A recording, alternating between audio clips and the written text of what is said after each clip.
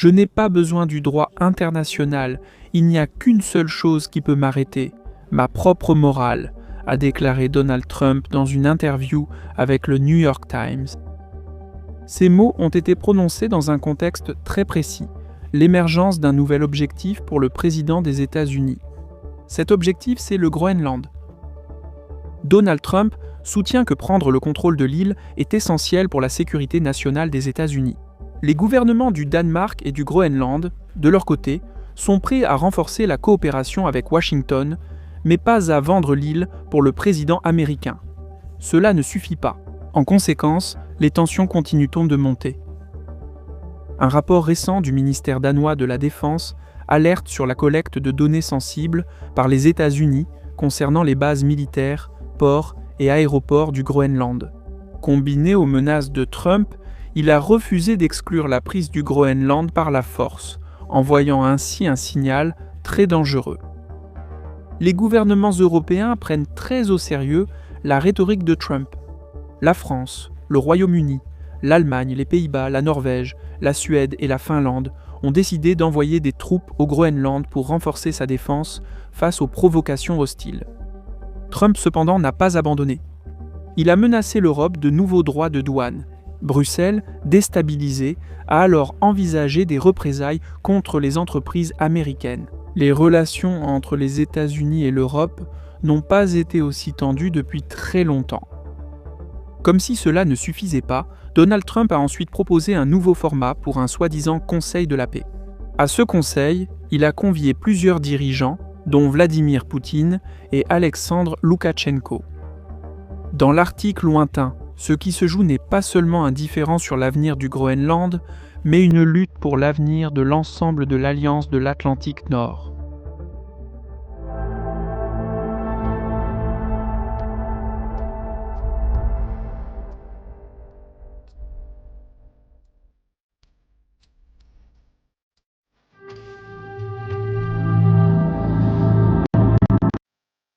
Donald Trump n'est pas le premier Américain à chercher à contrôler le Groenland. L'intérêt des États-Unis pour l'île débute en 1867 avec le secrétaire d'État William Seward. L'homme ayant négocié l'achat de l'Alaska à la Russie a aussi proposé d'étendre l'Amérique en achetant le Groenland et l'Islande au Danemark. Bien que le plan ait finalement échoué, la proposition de Seward a laissé une empreinte durable sur la pensée stratégique américaine. Dès lors, le Groenland fut vu comme une extension du continent nord-américain et un atout clé pour la domination des États-Unis sur l'hémisphère occidental. Les États-Unis se sont rapprochés le plus de l'acquisition du Groenland pendant la présidence de Harry Truman. Pendant la Seconde Guerre mondiale, l'île était sous contrôle militaire américain et face à la menace soviétique, Washington voulait la garder définitivement. En 1946, l'administration Truman a officiellement offert au Danemark 100 millions de dollars en or pour l'île. La proposition américaine incluait aussi un échange de zones stratégiques du Groenland contre des territoires pétrolifères, à proximité de Point Barrow, en Alaska, où se trouve aujourd'hui le plus vaste champ pétrolifère nord-américain. Malgré de lourdes difficultés économiques après la guerre, le Danemark a rejeté l'offre de Truman. À la place, les deux parties ont trouvé un compromis qui servait leurs intérêts respectifs. En 1951, les États-Unis et le Danemark ont signé l'accord de défense du Groenland, faisant de Washington le principal garant de la sécurité de l'île, le Danemark conservant surtout un rôle d'administrateur civil. L'accord accordait aux États-Unis des droits étendus, y compris l'autorité d'établir des soi-disant zones de défense au Groenland, qui étaient en pratique exemptées de la juridiction danoise. Dans ce cadre, les États-Unis ont construit plus d'une douzaine de bases militaires sur l'île au plus fort de la guerre froide. Environ 10 000 soldats américains y étaient stationnés. À ce moment-là, les militaires américains représentaient près de 30% de toute la population de l'île verte. Avec l'effondrement de l'Union soviétique et la fin de la guerre froide, les États-Unis ont progressivement réduit leur présence au Groenland, fermant successivement des bases et retirant leurs troupes. Cependant, cette pause stratégique dans l'Arctique a été brève. Depuis 2010, la Russie a renforcé sa présence dans la région et un nouvel acteur est apparu, la République populaire de Chine. Avec le changement climatique et la fonte de la glace arctique, la concurrence régionale est devenue une course acharnée aux ressources stratégiques et aux nouvelles routes commerciales. Le Groenland, quant à lui, s'est retrouvé au cœur même de cette lutte. Il est difficile de surestimer l'importance stratégique du Groenland pour Washington et pour la planification de la sécurité nationale des États-Unis. Commençons par la dimension militaire. La base spatiale de Pitafik, appelée jusqu'en 2023 base aérienne de Thulé, est l'installation militaire américaine la plus au nord. Elle sert d'yeux et d'oreilles à l'architecture défensive de l'Amérique.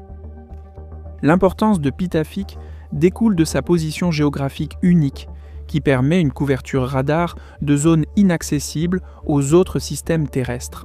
Au cœur de la base se trouve le système d'alerte précoce contre les missiles balistiques, Ballistic Missile Early Warning System, un réseau radar capable de détecter et de suivre les missiles balistiques intercontinentaux lancés par la Russie ou la Chine en direction de l'Amérique du Nord via l'Arctique et le pôle Nord.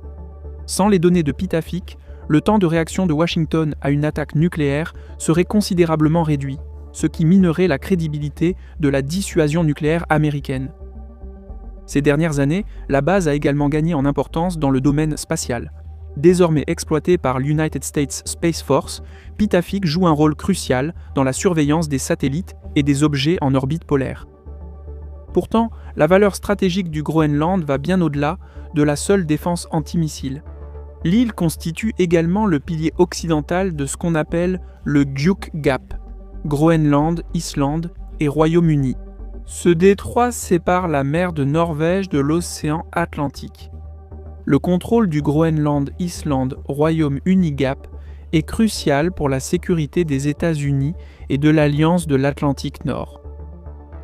Pour revenir à la Chine, l'ampleur des ambitions arctiques de la Chine est illustrée par le fait qu'en 2018, Pékin s'est déclaré État quasi-arctique. La Chine adopte une double approche dans la région. D'une part, Pékin cherche à développer la route de la soie polaire. Elle cherche à sécuriser des positions dans l'Arctique en contrôlant des infrastructures stratégiques et en accédant aux gisements locaux de terres rares. En 2018, la société publique chinoise China Communication Construction est passée près d'obtenir un contrat d'environ 550 millions de dollars pour moderniser les aéroports du Groenland à Nuuk Ilulissat et Qaqortoq. Sous pression des États-Unis, le gouvernement danois a bloqué l'offre chinoise. La Chine a également échoué à acquérir la base navale de Grøndal au sud du Groenland. Les efforts chinois pour prendre le contrôle des gisements de terres rares du Groenland ont également échoué, bien que la Chine contrôle déjà environ 60% de l'exploitation minière mondiale des terres rares et près de 90% de leur traitement. Accéder aux ressources du Groenland aurait une immense valeur pour Pékin et renforcerait le monopole chinois. Selon les services géologiques des États-Unis et du Danemark, sous la calotte glaciaire du Groenland repose l'une des plus grandes réserves inexploitées de matières premières stratégiques au monde. L'île contient des gisements de 5 des 34 matières premières classées comme critiques par l'Union européenne et de 43 des 50 minéraux jugés essentiels à la sécurité nationale des États-Unis. La rivalité entre les États-Unis et la Chine pour les ressources du Groenland se reflète dans le sort des projets miniers Fanfield et Ten Brass. Fanfield appartient à Energy Transition Minerals, une entreprise liée au capital chinois. Bien que le site soit très riche en minerais, l'exploitation minière n'a jamais débuté. Pourquoi en 2021 ? Suite à la victoire électorale du parti Inuit Ataqatigiit lors des élections parlementaires au Groenland, l'île a instauré une interdiction de l'extraction de l'uranium, car l'uranium se trouve avec les éléments de terre rares. À Kwanfeld, l'interdiction a mis fin au projet, invoquant officiellement des préoccupations environnementales.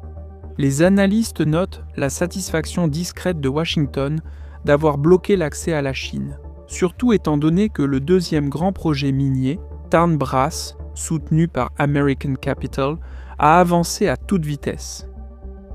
Le projet Tanbras comprend des terres rares lourdes stratégiques, telles que le dysprosium et le terbium, mais surtout, il ne contient pas d'uranium problématique.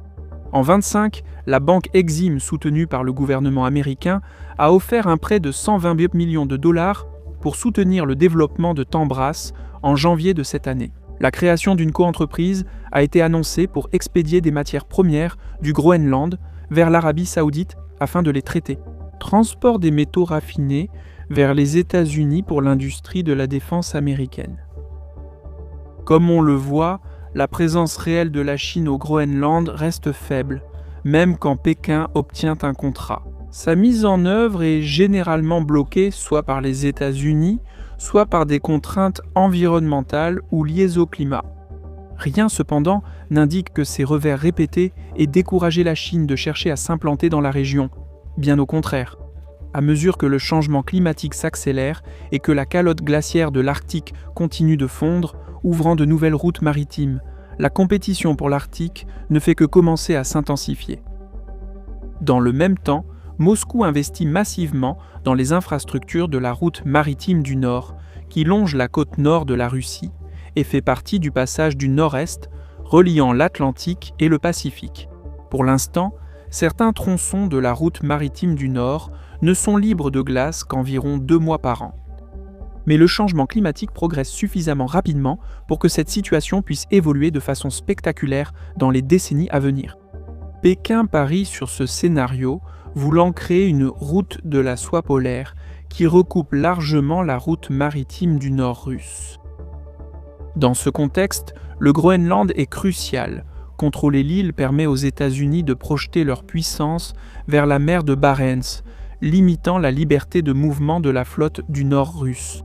En cas de conflit, le Groenland agirait comme un porte-avions insubmersible, verrouillant le passage Groenland-Islande, Royaume-Uni, et bloquant les forces navales russes d'accéder à l'Atlantique. Sur cette scène géopolitique soigneusement préparée, Donald Trump fait maintenant son entrée. Le président affirme qu'un contrôle total des États-Unis sur le Groenland est crucial pour la sécurité nationale américaine. Il met en avant le rôle du Groenland dans le soi-disant projet Golden Dome, un nouveau système de défense antimissile américain. Parmi ses arguments, Donald Trump évoque également l'immense richesse naturelle de l'île, dissimulée sous une épaisse couche de glace. Selon le président, si les États-Unis ne contrôlent pas le Groenland, l'île tombera inévitablement aux mains de la Russie ou de la Chine, alors que le Danemark ou ses alliés européens ne réagiraient d'aucune manière significative. Et pourtant, ces arguments sont en grande partie erronés et déconnectés des données concrètes. Comme déjà mentionné, chaque tentative chinoise au Groenland a échoué. Chaque fois que Washington a exprimé son opposition à un projet chinois auprès du Danemark et du Groenland, les objections américaines ont été prises en compte, et la Chine, d'une manière ou d'une autre, a été écartée de l'équation. Quant à la richesse naturelle du Groenland, l'île possède effectivement d'immenses gisements de terres rares, ainsi que du pétrole et du gaz naturel. Mais le manque d'infrastructures et le climat difficile rendent l'extraction très coûteuse. Bien que cela puisse changer dans les décennies à venir, le problème principal réside cependant dans la population locale du Groenland.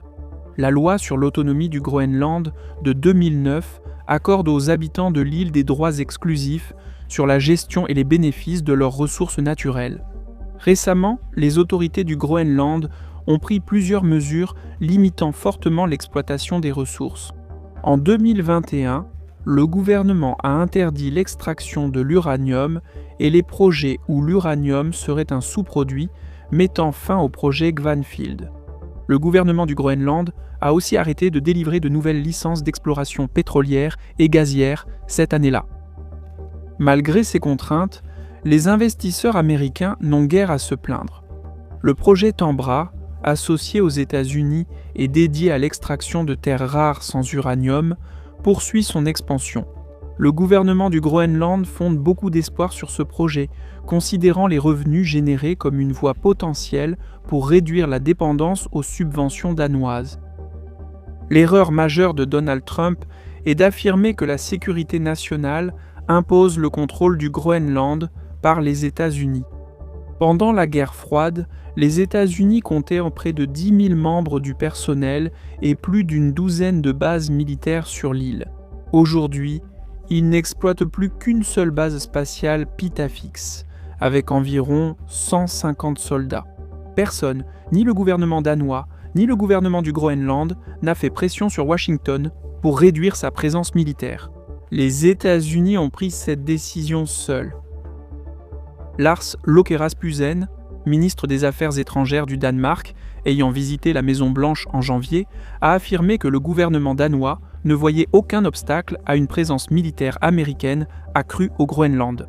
Si Washington le souhaite, le Danemark n'a qu'une seule condition, que toute expansion se fasse dans le cadre des accords existants, à savoir l'accord de défense du Groenland de 1951. Les autorités du Groenland ont pris la même position. En d'autres termes, rien n'empêche les États-Unis de déployer à nouveau 10 000 soldats sur l'île, comme ils l'ont fait pendant la guerre froide, ou de construire des éléments du système antimissile Golden Dome au Groenland. Pourtant, le cadre existant ne satisfait pas Donald Trump. Pourquoi ?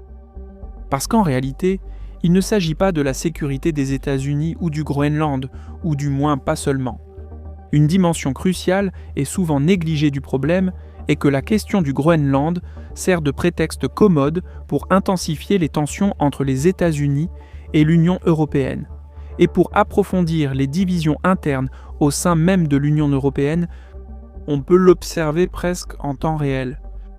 Certains États membres de l'Union européenne veulent défendre l'autonomie du Groenland. Certains observent depuis la touche, d'autres encouragent discrètement les États-Unis dans leur expansion arctique. Cela peut sembler être une stratégie résolument machiavélique, mais l'administration de Donald Trump n'a pas caché ses intentions. La nouvelle stratégie de sécurité nationale américaine, publiée en décembre, confirme que Washington vise à affaiblir la cohésion de l'Union européenne et à créer en Europe un bloc de nations saines d'Europe centrale, orientale et méridionale.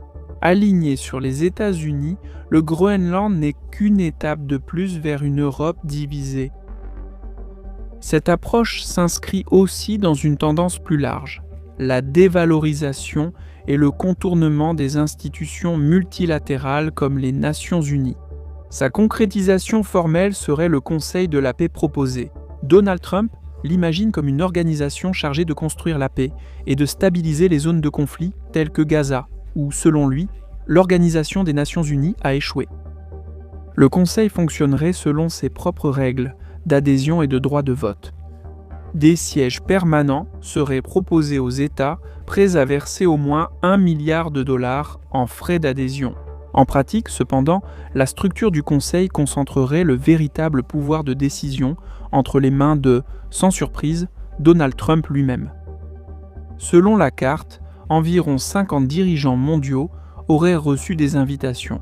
Plus de 2 douzaines ont déjà officiellement accepté, y compris le Premier ministre israélien Benyamin Netanyahou, le Premier ministre hongrois Viktor Orban et le président biélorusse Alexandre Loukachenko.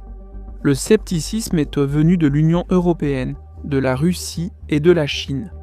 La France, l'Italie, l'Allemagne, la Norvège, la Slovénie et la Suède ont refusé l'invitation. Il faut aussi noter que contrôler le Groenland s'aligne sur l'objectif clé de la stratégie américaine, dominer totalement l'hémisphère occidental, conformément à la soi-disant doctrine d'Enro. Si le Groenland devenait américain, Washington mettrait le Canada dans un étau stratégique. À l'époque, quand l'administration Trump voulait aussi subordonner Ottawa. Géopolitiquement, cela n'a rien de surprenant. Dès 1867, le secrétaire d'État William Seward considérait déjà le Groenland comme un pont pour étendre la puissance américaine vers le Canada. Nous ne pouvons enfin ignorer les motivations purement personnelles et psychologiques. Après des années à observer Donald Trump sur la scène de la soi-disant grande géopolitique, une chose est parfaitement claire. Il veut assurer sa place dans l'histoire. Par tout moyen nécessaire, un prix Nobel de la paix peut sembler attrayant. Mais devenir le président qui a étendu le territoire des États-Unis, augmenté de 2% rien qu'avec le Groenland, ou jusqu'à 124% avec le Groenland plus le Canada, lui garantirait une place tout en haut du panthéon américain. Du moins dans l'imagination de Trump, cette réalité souligne une vérité troublante. Des impulsions strictement égoïstes et personnelles peuvent façonner le destin du monde aussi puissamment que des forces durables comme la géographie, la démographie ou la technologie. Pour les 57 000 habitants du Groenland, dont la plupart sont inuits, un soudain regain d'intérêt mondial pour leur île est une arme à double tranchant. Le désir d'une pleine souveraineté vis-à-vis du Danemark est profondément ancré. En 2025, jusqu'à 84% des Groenlandais soutiennent l'indépendance. Cependant, remplacer la dépendance au Danemark par celle aux États-Unis suscite peu de soutien public. Interrogés sur leurs préférences politiques, 85% des sondés ont choisi une association souple avec Copenhague plutôt qu'une incorporation par Washington. Le Premier ministre du Groenland, Jens Frederik Nielsen, marche donc sur une corde raide. Il refuse catégoriquement de vendre l'île, mais précise que le Groenland reste ouvert aux affaires et souhaite coopérer avec les États-Unis en partenariat. Voyant cela comme une chance de développement plutôt que de subordination, l'obstacle majeur à l'indépendance est économique. Le Groenland dépend toujours d'une subvention annuelle du Danemark qui atteignait environ 600 millions de dollars en 2025. Ce transfert constitue plus de la moitié des recettes publiques du Groenland et près de 20% du produit intérieur brut de l'île. Sinon, il serait impossible de maintenir les services publics, l'éducation ou la santé actuelle. Dans le même temps, les enquêtes montrent constamment que les Groenlandais ne soutiennent l'indépendance que si cela ne conduit pas à une baisse de leur niveau de vie. Washington a suggéré qu'il pourrait financer le soutien à l'île. Les investissements miniers et touristiques pourraient, selon l'argument, remplacer la subvention danoise. Les experts préviennent qu'une croissance rapide de l'exploitation minière ne compenserait sans doute pas rapidement la perte des transferts danois. La rhétorique agressive de Donald Trump a plongé le Danemark en crise. La première ministre, Mette Frederiksen, cherche à équilibrer défense de l'autonomie du Groenland et maintien de bonnes relations avec les États-Unis. Pour Copenhague, perdre le Groenland serait une catastrophe géopolitique, ramenant le Danemark d'une puissance arctique à un simple État européen. Les efforts du Danemark sont soutenus par l'Union européenne, qui est de plus en plus alarmée par la montée des tensions dans l'Arctique. Bruxelles prévoit de doubler ses dépenses au Groenland à 130 millions d'euros entre 2028 et 2034, dans le but d'ancrer l'île plus fermement au sein de l'Europe. Les fonds de l'Union européenne doivent soutenir le développement durable des ressources naturelles en alternative au modèle transactionnel de Washington. Il est cependant douteux que cette initiative européenne freine les ambitions expansionnistes de Donald Trump à la Maison-Blanche. Divers scénarios sont étudiés pour obtenir le contrôle du Groenland, allant de l'achat à la pression économique ou la coercition. Pour Washington, la meilleure option serait d'acheter directement le Groenland, mais ni Copenhague ni Nuuk n'acceptent cet accord. Un scénario pacifique serait que le Groenland devienne indépendant du Danemark, puis conclue un accord d'association libre avec les États-Unis. Avec un tel accord, le Groenland passerait sous influence américaine, comme les États insulaires du Pacifique tels que Palaos ou les îles Marshall. Cependant, comme le montrent clairement les données des sondages, cette option ne bénéficie pas du soutien du public au Groenland, mais les États-Unis disposent d'autres outils à leur disposition. Une option serait une annexion économique, où l'économie du Groenland serait absorbée par le capital américain via le financement d'infrastructures et l'exploitation des ressources. Washington pourrait progressivement marginaliser Copenhague, rendant le Groenland toujours formellement danois, pratiquement un protectorat économique américain. Washington pourrait aussi choisir des mesures plus escalatoires. L'administration Trump a déjà montré sa volonté d'exercer une coercition économique contre le Danemark. Le président a déclaré que le Danemark et d'autres pays européens ayant envoyé des troupes au Groenland seraient soumis à des droits de douane en pourcentage, à partir du 1er février, augmentant jusqu'à 25% au 1er juin. Pourtant, il est douteux que cela brise la résistance européenne. Les gouvernements de l'Union européenne ont entamé des discussions sur l'activation de l'instrument anti-coercition. Une option nucléaire économique limiterait l'accès des entreprises américaines au marché européen, causant des pertes de milliards de dollars. Encore une fois, Donald Trump, fidèle à lui-même, a commencé à reculer sur ses menaces de tarifs peu après Davos. Pourtant, rien n'indique vraiment que cela marque la fin de la saga du Groenland. La glace arctique, semble-t-il, restera fermement sur le radar de Donald John Trump pour le reste de son mandat.